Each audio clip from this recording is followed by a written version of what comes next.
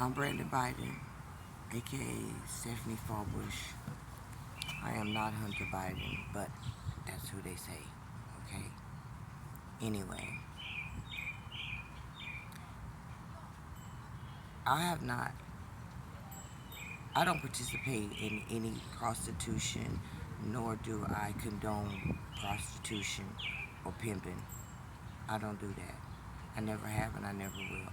Like, it's all fun and games when you listen to music and you bullshitting with your friends, but really, I'm totally against that shit. I believe that's a modern day slavery, yeah, and a door to human trafficking. So I don't participate in none of that shit.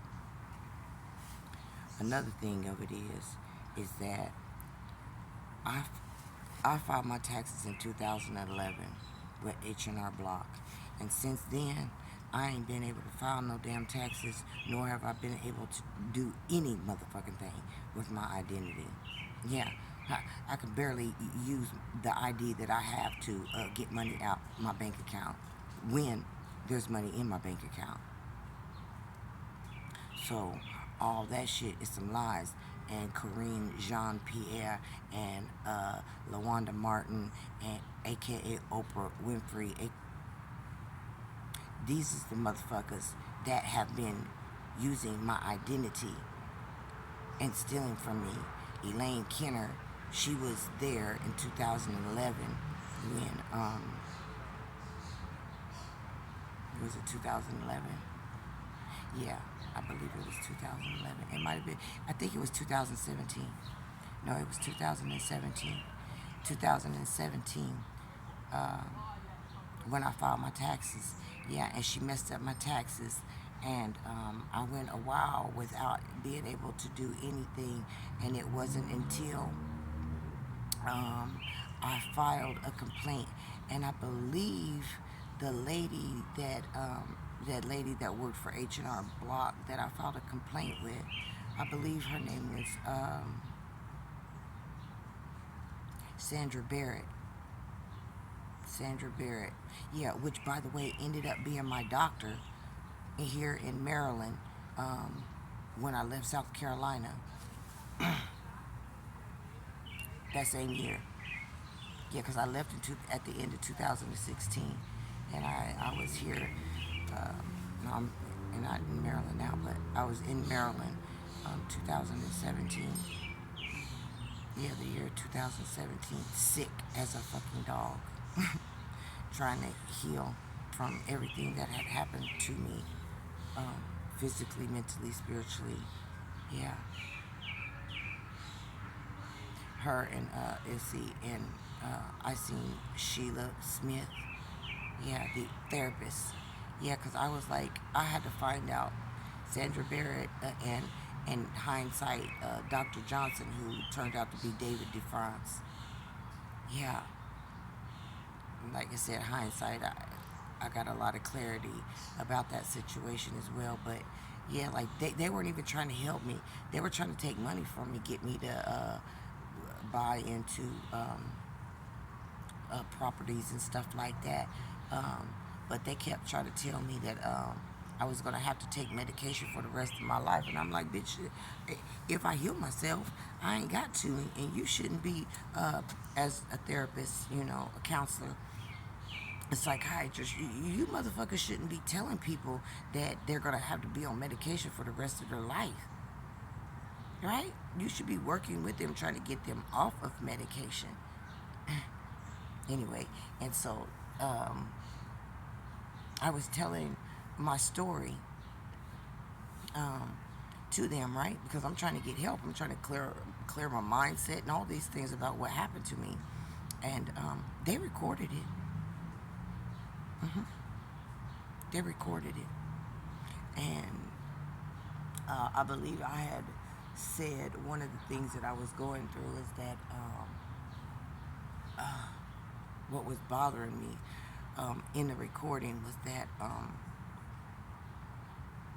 the man that they said was my father, who was not my father, and I knew was not my father, but at the time I'm talking and I'm telling him that this man done molested me, this man done raped me and shit like that. And he's threatening my life, which is Stephen Leon Lewis, aka John Lewis, whom is Kamala Harris, aka David Robert Jean's brother. And I didn't understand, why they were doing these things to me.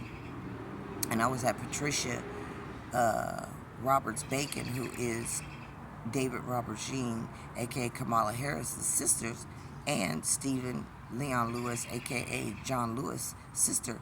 Yeah, I was at her house at the time, and yeah, so they had access to all my information. Like I said, I was there for about a year because I was really sick. I was really, really sick, and I had been sick since 2011 because of the brutal beating that I took in Ohio, in Cleveland, Ohio in 2011. And yeah, so I haven't been, like I said, they've been trying to kill me all this damn time, like all my life, but it really got bad like in 2016, and hell, I didn't know why. I got off of social media, I was quiet, um, I didn't speak to many people. When I got here, let's see here, I did some volunteer work for BET.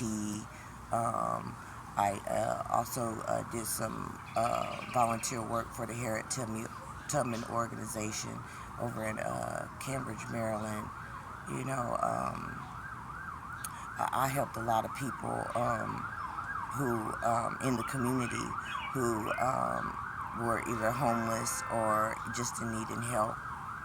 Um, you know, for some reason, I am thinking about the house over on Old Branch Avenue. And I'm thinking, like, when I got here,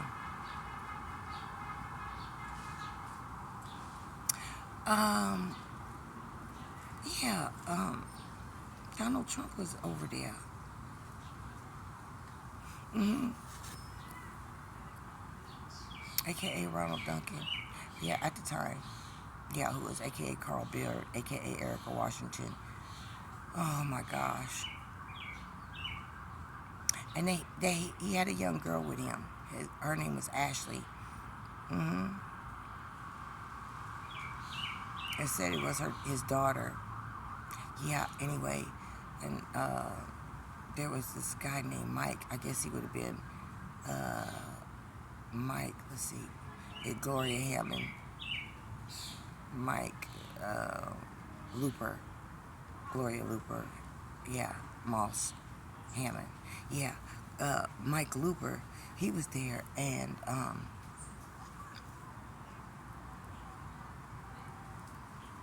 I used to go over to the house and stuff and visit Frank and look after Frank. Try to, I love you, Frank, wherever you are. I love you. And